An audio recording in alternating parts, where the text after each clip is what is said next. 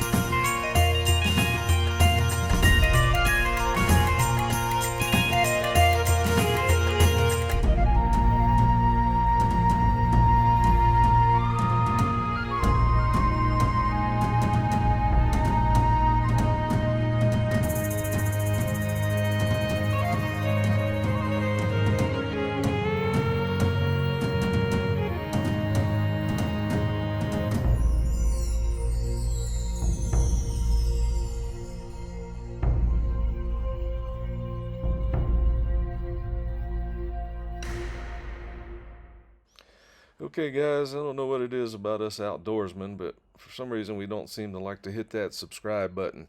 But how about do me a favor and hit the subscribe button? It really helps out the channel. Thank you.